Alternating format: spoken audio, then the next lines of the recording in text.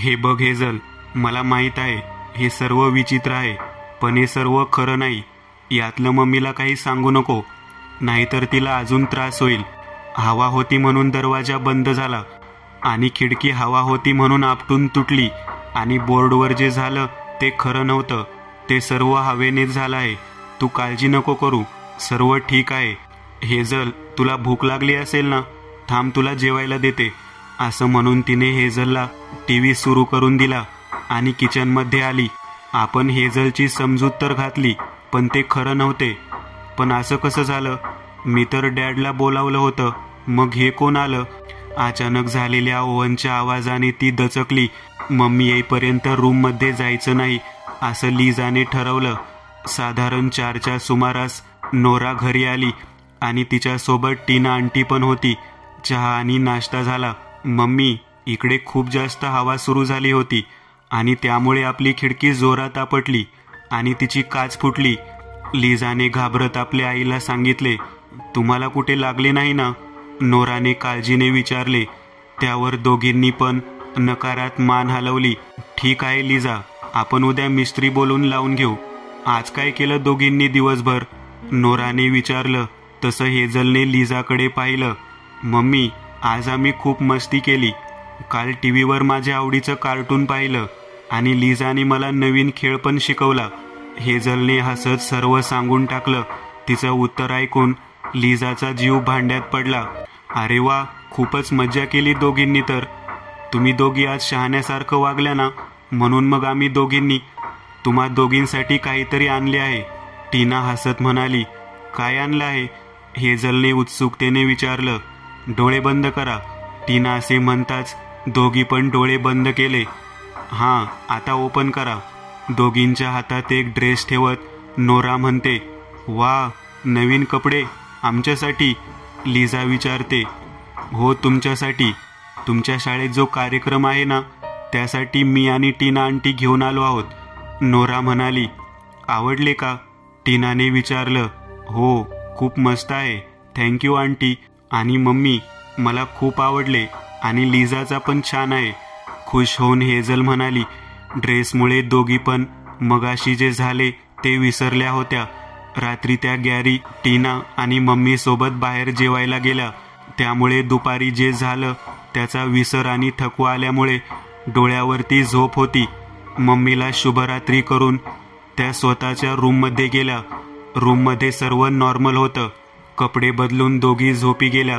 हेजलचा bed खिडकी शेजारी असल्याने तिला साधारण 12:30 वाजता पाणी पिण्यासाठी जेव्हा उठली तेव्हा काहीशा आवाजाने खिडकीमध्ये आली. रात्रीचा किर्र काळोख पसरला होता. समोरच्या काही अंतरावरच्या घरात दिवा जळत होता. अचानक खिडकीवर कोणीतरी उडी मारली. धप आवाज आला आणि हेजल दचकली. तिच्या खिडकीवर एक मानवी शरीराकाराचे काही बसलेलं दिसले. ते तिला हाताने खुणावून जवळ बोलावत होते. त्याचे फक्त अंधारात हिरवे डोळे चमकत होते. 2 काळे सुळे जबड्यातून बाहेर खालच्या ओठावर आले होते. त्याचे ते हिडीस रूप पाहून हेजल जोरात किंचाळते. तिचा आवाज ऐकून लिझा उठून तिच्याकडे जाते आणि नोरा धावत त्यांच्या बेडरूमकडे येते. काय झालं हेजल? एवढ्या जोरात का ओरडलीस? लिझा विचारते. हेजल खिडकीकडे बोट दाखवते. तेवढ्यात नोरा येते. काय झालं? एवढ्या जोरात का ओरडलीस? नोराने विचारलं. त्यावर लिझाने बाजू सावरून घेत म्हणाली. तिने वाईट स्वप्न पाहिलं आणि म्हणून ती किंचाळली. लिझा नोराला बेडवर घेऊन येते. काही झालं नाही, वाईट स्वप्न होतं. झोप तू शांत. लिझा आहे तुझ्यासोबत. ठीक आहे लिझा, तिला बघ आणि काही लागलं तर मला आवाज दे. का मी तुमच्यासोबत रूम शेअर करू आजची रात्र? नोरा हेजलच्या डोक्यावरून हात फिरवत म्हणाली. नाही नको मम्मी, मी आहे ना, मी सांभाळून घेईन सर्व. तू जा, मी बघते हेजलकडे. असं म्हणून तिने नोराला रूम बाहेर काढलं. ठीक आहे, काही लागलं तर मला आवाज दे. नोरा जाताना म्हणाली. लिझाला समजले होते तिने काय पाहिले होते. तिने जे पाहिले ते काही वेळापूर्वी त्यांच्या चुकीने ह्या जगात आले होते. पूर्ण रात्र लिझाला झोप लागली नाही आणि पूर्ण रात्र ती हाच विचार करत राहिली. मम्मीला समजलं तर काय होईल? आणि याचा काय परिणाम होईल. तिचं डोकं चालत नव्हतं. नोरा सकाळी त्याच्या रूममध्ये आली तर लिझा हेझलच्या पायाजवळ डोकं ठेवून झोपली होती. नोराने लिझाला आवाज दिला तसा लिझा खडबडून जागी झाली. बाळा, मी आहे. एवढी दचकली का? आणि तुझे डोळे लाल झाले आहे. रात्रभर झोपली नाही की काय? तिच्या प्रश्नावर लिझाने फक्त मानेने होकार दिला. किती काळजी करतेस बहिणीची, हे पाहून मला आज आनंद झाला की तू तुझ्या बहिणीची एवढी काळजी करतेस. बाळा, तू आता झोप. मी आहे आता हेझल सोबत. नोराचं वाक्य संपलं नाही तोपर्यंत लिझा बेडवर झोपली होती. नोराने लिझाच्या केसावरून हात फिरवला आणि तिच्या कपाळाचे चुंबन घेतले.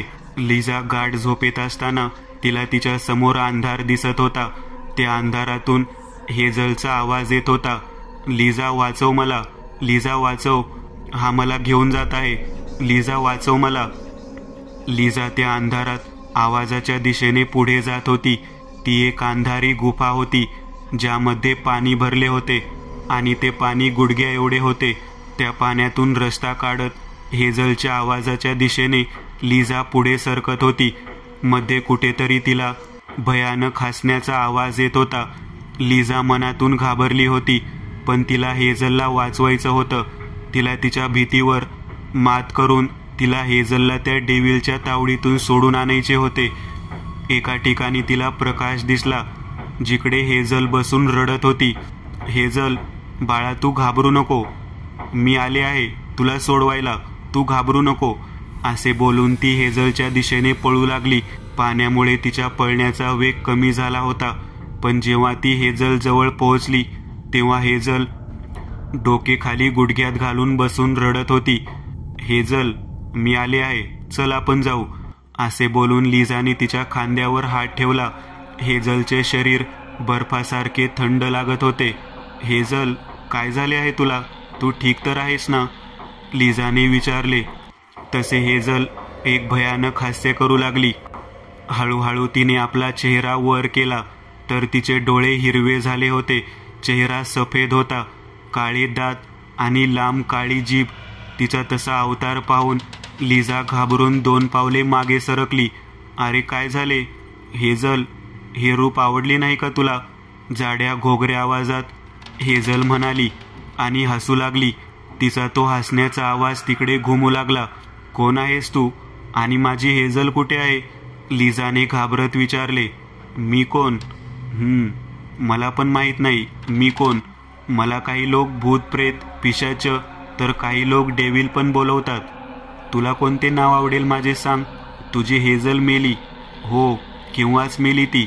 मी तिचे छोटे छोटे तुकडे केले आणि मारून टाकले. आता फक्त मी उरलो आहे आणि मला या जगात तू आणले आहे. त्यामुळे मी तुला मारणार नाही, पण तुला माझ्याजवळ ठेवणार, माझी गुलाम बनून. एवढे बोलून त्याने त्याचे मोठे हात लिझाभोवती आवळायला सुरुवात केली. लिझा स्वतःच्या संरक्षणासाठी त्याचा प्रतिकार करू पाहत होती, पण ते तिला जमले नाही. एक जोराची किंकाळी लिझाने फोडली आणि दचकून जागी झाली. जेव्हा जाग आली तेव्हा तिने आजूबाजूला पाहिले तर ती तिच्या रूममध्ये होती, पण तिकडे तिची आई हेझल शेजारी उभी होती आणि डॉक्टर हेझलच्या शेजारी बसून तिला तपासत होते. मम्मी, काय झालं हेझलला? चिंतेच्या स्वरात लिझाने विचारले. तिला ताप आला आहे म्हणून डॉक्टरला बोलावलं आहे, नोरा हेझलकडे पाहत म्हणाली. डॉक्टरने हेझलला तपासले आणि जाताना नोराला गोळ्या दिल्या आणि त्या कशा घ्यायचा ते सांगितलं. लिझाला आता भीती वाटायला लागली होती. राहिलेलं संपूर्ण दिवस नोरा आणि लिझा हेझल जवळ होत्या. रात्री अचानक साधारण 12:30च्या सुमारास हेझलला जाग आली आणि ती सावकाश आपल्या बेडवरून उठली. कोणताही आवाज न करता खिडकीजवळ जायला लागली. नोरा आणि लिझाला झोप लागली होती. हेझलने खिडकी उघडली आणि त्या आवाजाने लिझाला जाग आली. सर्वात पहिले तिने हेझलच्या बेडकडे पाहिले, पण तिकडे हेझल नव्हती. म्हणून तिने दिवे लावले तर तिला समोर जे दिसले त्याने तिच्या पायाखालची जमीन सरकली होती. हेझल खिडकीतून बाहेर वाकून पाहताना पाहिले. ती कोणाकडे तरी पाहून हसत होती आणि हाताने काहीतरी इशारा करत होती. जसे की तिला कोणीतरी बोलवत आहे. हेझल आता खिडकीमधून बाहेर उडी मारणार तेवढ्यात लिझाने हेझलला जोरात आवाज दिला आणि पळत ती खिडकीजवळ गेली आणि हेझलला आतल्या बाजूला ओढलं. त्या गोंधळात नोराला जाग आली. तिने हेझलला आणून बेडवर झोपवलं. तसा हेझल विचित्र पद्धतीने हसायला लागली. तिचा आवाज भेसूर झाला होता. डोळे पांढरे झाले होते. मी हे शरीर नाही सोडणार, सर्वांना घेऊन जाणार. एकदम वेगळा पुरुषी आवाज होता हेझलचा. नोरा आणि लिझा हे पाहून शॉक झाल्या होत्या. हेझलचं भेसूर हसणं आणि दातावर दात आपटणे. लिझाला समजलं होतं हेझलला काय झालं आहे, पण जर सांगितलं तर आपलं काही खरं नाही, म्हणून तिने ती गोष्ट लपून ठेवली. हेझलचं शरीर वाकडं झालं होतं. ती एकदम विचित्र हावभाव करत होती, हसत होती, पण तिचं हसणं पण विचित्र होतं. नोराला टेन्शन आलं होतं. काय करावं काही समजत नव्हतं. रात्रीचे 2 वाजले होते. हेझल घशातून विचित्र घुरघुर करत होती. शेवटी नोराने टीनाला फोन करून यायला सांगितलं. टीनाने फोन ठेवताच ती आणि गॅरी दोघं पण 5 मिनिटांमध्ये नोराच्या घरी पोहोचले होते. नोराने दरवाजा उघडला आणि रडत रडत ती टीनाला बिलगली. नोरा शांत हो, काय झालं? हेझल बरी आहे ना? टीनाने विचारलेल्या ह्या प्रश्नावर रडत रडत नोराने मानेने नाही म्हणाली. ती कशी तरी करत आहे, शिव्या देते आहे, कोणाला जिवंत सोडणार नाही म्हणत आहे. नोरा रडत सांगत होती. चला आपण बघून नक्की काय झाले आहे, गॅरी म्हणाला. आणि ते दोघे पण नोराच्या मागे हेझलच्या रूमच्या दिशेने निघाले. ते तिघे दारात उभे होते तेव्हा त्यांनी एक विचित्र दृश्य पाहिले. हेझलने लिझाचा गळा पकडला होता आणि तिचे शरीर हवेत आधांतरी झुलत होते. हेझल लिझाकडे पाहून हसत म्हणाली, पाहिले, मला इकडे बोलवण्याने काय झाले, आता भोग तुझ्या कर्माची फळे. असे बोलून तिने लिझाला जोरात जमिनीवर आपटले. नोराने हा प्रकार पाहिला आणि तिला चक्कर यायची बाकी राहिली होती. तिची छोटी मुलगी जी झुरळाला पण घाबरत होती, ती असे विचित्र कसे वागू लागली असा विचार करून ती रडायला लागली. नोरा, ह्यांना कशाला बोलावले इकडे? आता तुमच्यासोबत ह्यांना पण मला मारावे लागणार, हेझलने त्यांच्याकडे न पाहता म्हणाली. तिचा आवाज ऐकून गॅरी आणि टीना दोघं पण शॉक झाले होते, कारण तो आवाज हेझलचा नसून एका पुरुषाचा आहे हे समजून जायला वेळ लागला नाही. तिचे शरीर हवेत आधांतरी होते. डोळे पूर्ण पांढरे झालेले होते. तोंडातून थुंकी पडत होती. ये गॅरी ये, आपला मित्र नाही म्हणून त्याच्या बायकोवर वाईट नजर आहे ना तुझी, माहीत आहे मला. तुझ्या ऑफिसमध्ये जुली नावाच्या मुलीसोबत चाळे करतोस. तुला काय वाटलं कोणाला समजणार नाही? आणि तू टीना, नवरा कामावर गेला की तुझा मित्र येतो घरी, बरोबर ना? एवढं बोलून हेझल हसायला लागते, पण तिचा ते विक्षिप्त हास्य पाहून गॅरीला राग येतो आणि तो रागाच्या भरात म्हणतो, तुला वेड लागला आहे का हेझल? काही पण काय बोलतेस? त्यावर आपले हसणे थांबवत हेझल विचारते, कोण हेझल? मी हेझल नाही, मी डेव्हिल आहे. डेव्हिल? तसे पण हे शरीर थोड्या वेळाने माझेच होणार आहे. अजून थोडे दिवस वाट पहा, म्हणजे मी हिच्या पूर्ण शरीरावर ताबा मिळवतो आणि मग इकडे माझे राज्य प्रस्थापित करतो. काय लिझा, बरोबर बोललो ना मी? हेझल पुन्हा विचित्र पद्धतीने हसू लागते. ह्या सर्वात माझी मदत केली ती लिझाने. तिने ते केले नसते तर आज ह्या तुमच्या दुनियेमध्ये येऊ शकलो नसतो. त्यांच्याकडे पाहत हेझल हसत म्हणाली. हेझलचे असे रूप पाहून तिघे पण घाबरले होते. तिघांना पण समजत नव्हते समोर जे चालले आहे ते नक्की काय आहे. हेझल स्वतःला डेव्हिल म्हणून घेते आहे. तिचे डोळे सफेद झाले आहेत. तिचा आवाज घोगरा झाला होता. शिवाय ती हवेत तरंगत होती. नोरा, मला हे काही साधे वाटत नाही. हे काहीतरी भयानक आहे. हे थांबवायला हवे, पण कसे हे समजत नाही आहे. टीना हेझलकडे भीतीने पाहत म्हणाली, तुम्ही मला थांबवणार? हेझल विक्षिप्तपणे हसली आणि म्हणाली, मला थांबवणे देवाला जमले नाही. तुम्ही तर तुच्छ मानव आहात. एवढे बोलून हेझल पुन्हा हसू लागली. तिच्या बोलण्याने गॅरीला काहीतरी सुचले आणि नोराला तिला बोलण्यात गुंतवण्यास सांगून टीनाला बाजूला नेले. हे सर्व तू का करतोस? काय मिळणार या सर्वातून तुला? सोड माझ्या मुलीला, का तिचा असा छळ लावला आहेस? नोरा रडत रडत हेझलला म्हणाली, मी छळ चालवला आहे? नाही, अजून छळ सुरू कुठे केला आहे, आणि या छळाची सुरुवात आता होईल. असे बोलून तिने लिझाच्या पोटात एक लाथ मारली. लिझाला तिची लाथ जोरात लागली आणि ती दरवाजाच्या दिशेने फरफटत गेली. टीनाने तिला सावरले आणि उठवले. लिझा पोटात बसलेल्या लाथेने जोरात कळवळली. नोराने तिला कसे तरी उभे केले आणि तिला बिलगली, जोरात लागले का पोरी?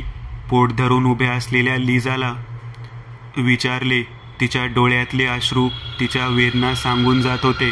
प्लीज प्लीज, मी हात जोडते तुझ्या पुढे, प्लीज माझ्या मुलीला सोड. नोरा रडत रडत हेझलला म्हणाली, तुम्हाला सोडू मुळीच नाही. तुम्ही मला इकडे बोलावले. आता या जगावर मी माझे राज्य घेऊन येणार आणि तुझ्या ह्या मुलीला मी माझी दासी करणार. हेझल हसत म्हणाली, हे बघ टीना, हे दिसते तेवढे सरळ नाही आहे. हा जर खरंच डेव्हिल असेल तर आपण ह्याच्यासमोर बायबल वाचू, म्हणजे याला त्रास होईल, आणि मग संधीचा फायदा घेऊन आपण लिझाला बाहेर घेऊन येऊ आणि मग बाहेरून तिच्या दरवाजा लॉक करू, म्हणजे आपल्याला विचार करण्यासाठी वेळ मिळेल. गॅरी थोडे आत डोकावत म्हणाला, पण गॅरी, तुला कसे माहीत आहे असे केले की ती शांत होईल? टीनाने विचारले. माझ्या एका मित्राने मला असे सांगितले होते की कोणतीही वाईट शक्ती आली तर तिच्या समोर क्रॉस धरायचा आणि बायबल वाचायला सुरुवात करायची, म्हणजे त्या वाईट शक्तीला त्रास होतो आणि कदाचित ती हेझलचे शरीर सोडून पण देईल. प्रयत्न करून पाहायला काय हरकत आहे? गॅरी म्हणाला. आणि तो आणि टीना खाली आले. कपाटामध्ये ठेवलेलं बायबल आणि क्रॉस घेऊन दोघे पण वरती आले. हेझलने हसत त्यांच्याकडे पाहिले आणि त्यांना म्हणाली, तुम्हा दोघांना काय मी मूर्ख वाटतो? तुम्ही कुठे गेला आणि काय घेऊन आला हे काय मला माहीत नाही असे वाटले का तुम्हाला? करून पहा हा पण प्रयत्न, करून पहा काही होते का? एवढे बोलून हेझल जोरजोरात हसू लागली. टीनाने क्रॉस पकडला आणि गॅरीने बायबल वाचायला सुरुवात केली. काही वेळ हेझल हसत त्यांच्याकडे पाहत होती, पण जसजसे ते पुढे वाचू लागले तसतसे हेझलला त्रास होऊ लागला. बंद करा, तुम्ही जे बोलत आहे ते बंद करा, हेझल चिडून म्हणाली. तिला होणारा त्रास पाहून गॅरीने टीनाला खुणावले. हेझलला बायबलच्या वाचनाचा त्रास होऊ लागला होता. तिने त्याच्या दिशेने रूममधील लाकडी खुर्ची भिरकावून दिली. ती खुर्ची लागून गॅरी खाली पडला आणि त्याच्या डोक्याला खोच पडली आणि हातातून बायबल पण निसटले. जसे त्याचे शब्द थांबले तसे हेझलने पुन्हा हल्ला करण्याचा प्रयत्न केला, पण टीनाने तिच्या पुढे क्रॉस धरला. तसे हेझल ओरडत मागे गेली. टीनाला आता समजले होते की मगाशी जे काही हेझल बोलली की देवाला ती घाबरत नाही, हे सर्व फक्त त्यांचा आत्मविश्वास कमी करण्यासाठी होते. टीनाने दरवाजा बाहेरून बंद केला आणि त्याला क्रॉस लावून ठेवला. इकडे आत बंद झालेली हेझलने दरवाजाला हात लावण्याचा प्रयत्न केला, पण तिला एक जोरात झटका लागला आणि तिने हात मागे खेचला. नोरा, आपल्याला चर्चमध्ये फादरला भेटावं लागेल. हे दिसतं तेवढं सोपं प्रकरण नाही आहे. गॅरी आपली जखम पाहत म्हणाला. वरच्या रूममधून सामान फेकल्याचा आवाज स्पष्ट येत होता. आपल्यामुळे या सर्वाला सुरुवात झाली आहे. त्या दिवशी ना मी बोर्ड घेतला असता ना आज हेझलला काही झाले असते. मनात विचार करत असताना टीनाने तिला आवाज दिला. लिझा, तुला माहीत आहे का हे सर्व कसं झालं? टीनाने विचारलं. विचारांच्या तंद्रीत असणारी लिझाला अचानक विचारलेल्या प्रश्नामुळे दचकली. नाही, मला काही माहीत नाही, गोंधळून लिझा म्हणाली. रात्री झोपत ती खिडकीजवळ गेली आणि खाली उडी मारणार होती. तेवढ्यात मला जाग आली आणि मी तिला आत ओढून घेतलं. त्यानंतर रात्री ती छान झोपली, पण आज रात्री काहीतरी झाले आणि हेझल अशी वागू लागली. लिझा अडखळत बोलत होती, जणू काहीतरी ती लपवत आहे, पण तिच्यावर कोणाचा संशय आला नाही, कारण ती वेळच तशी होती की कोणी कसला संशय घेऊ शकणार नाही. गॅरी, मला वाटतं आपण फादर जोसेफला बोलवायला हवे. आता तेच करतील काय करायचं आहे. टीना खिडकीत पाहत असलेल्या गॅरीला म्हणाली, काही पण करा, पण माझ्या हेझलला या सर्वातून बाहेर काढा. बिचारी किती सहन करत आहे. अरे सैतान, तुला जरा पण दया येत नाही का? ती लहान मुलगी आहे, तिला सोड. चिडून नोरा ओरडून म्हणाली. धाडकन एक आवाज झाला आणि भयानक हास्य वातावरणात घुमलं.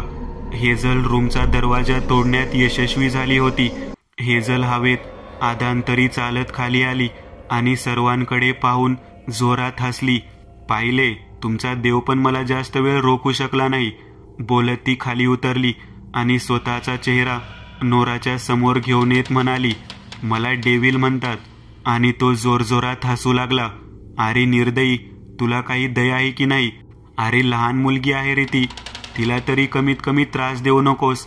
रडवेल्या स्वरात नोरा म्हणाली. दया दया आली असती तर मी देव असतो, सैतान नाही, समजलं? आणि तू काळजी करू नको, तुझ्या मुलीची यातून लवकरच सुटका करतो आणि नंतर तुला आणि तुझ्या या दुसऱ्या मुलीसोबत या दोघांना पण मुक्त करतो. स्वतःचे काळे दात आणि भयानक डोळे दाखवत डेव्हिल नोराला म्हणाला. डेव्हिलने लाल रंगाची उलटी नोराच्या चेहऱ्यावर केली आणि जोरात हसत म्हणाला, हे रक्त आहे, रक्त तुझ्या मुलीचे. असेच रक्त ओकून तुझी मुलगी मरणार. आणि पुन्हा डेव्हिल हसायला लागला. झालेला विचित्र आणि किळसवाना प्रकार पाहून तिथे सर्वजण घाबरले होते. गॅरी, मला वाटतं तू आता जाऊन फादरला घेऊन यावं, नोरा म्हणाली. हा जा, फादरला घेऊन या, जा लवकर. बघा त्याला तरी जमत आहे का मला या शरीरातून बाहेर काढायला. जा, पण गॅरी वाहन हळू चालव, नाहीतर नोराचा नवरा मेला तसा तू पण गेला तर टीनाचं काय होईल? बोलून तो डेव्हिल पुन्हा जोरात हसायला लागला. त्याचे ते वाक्य ऐकून झाल्यावर टीनाने गॅरीचा शर्ट पकडला आणि त्याच्याकडे भीतीने पाहायला लागली. नोराचा राग आता प्रचंड वाढला आणि तिने तिच्या गळ्यात असलेले क्रॉस काढून हेझलच्या डोक्याला लावले. क्रॉस लागताच हेझलचे शरीर थरथरू लागले आणि ती बेशुद्ध झाली. टीना, मला काही होणार नाही, तू काळजी नको करू, मी येईन पटकन. पण टीना शर्ट सोडायला तयार होत नव्हती. गॅरी, एक काम कर, मला सांग कोणता चर्च आहे, मी फादरला घेऊन येते, नोरा म्हणाली. तसं नाही नोरा, मला भीती वाटते आहे, टीना म्हणाली. मी समजू शकते टीना, आधीच मी तुम्हाला खूप त्रास दिला आहे आणि आता माझ्यामुळे गॅरीला काही झालं तर त्यापेक्षा मी जाऊन येते. मला फक्त पत्ता आणि गाडीची चावी द्या आणि कृपा करून मी येईपर्यंत माझ्या दोन्ही मुलींची काळजी घ्या. नोराने रक्ताने माखलेला आपला चेहरा पुसला आणि गाडीची चावी घेऊन संत मरिया चर्चच्या दिशेने निघाली. पहाटेचे 5:30 झाले होते. रस्त्यावर वाहनांची तुरळक गर्दी दिसत होती. हे सर्व कसे झाले? कदाचित मी जे काही करते त्यातून तर हे आले नाही ना. माझ्या मुलीच्या जीवाचा प्रश्न आहे, तिला काही होता कामा नये. माझ्यामुळे मी माझ्या मुलीचा जीव धोक्यात घातला आहे. विचार करत करत ती चर्च समोर पोहोचते. नोराने आपली गाडी चर्चच्या बाहेर उभी केली आणि ती जवळजवळ धावत चर्चमध्ये पोहोचली. समोरच फादर जोसेफ प्रार्थना करत होते. नोराला खरे तर घाई असते, पण असे देवाची आराधना करताना कोणाला हटकू नये म्हणून ती सुद्धा शेजारच्या बाकावर बसून प्रार्थना करू लागली. फादर यांची आराधना झाली आणि त्यांनी नोराकडे पाहिले. तिचा अवतार वेगळा वाटत होता. केस विस्कटलेले, डोळे सुजलेले, चेहऱ्यावर चिंता आणि कपड्यावर लाल असे काहीतरी लागले होते. फादर तिच्या जवळ आले आणि तिला विचारले, काय झाले बाळा, तू एवढा सकाळी आणि ते पण ह्या अवस्थेमध्ये? एक शांत आणि मधुर आवाज नोराच्या कानावर पडला आणि तिने डोळे उघडले.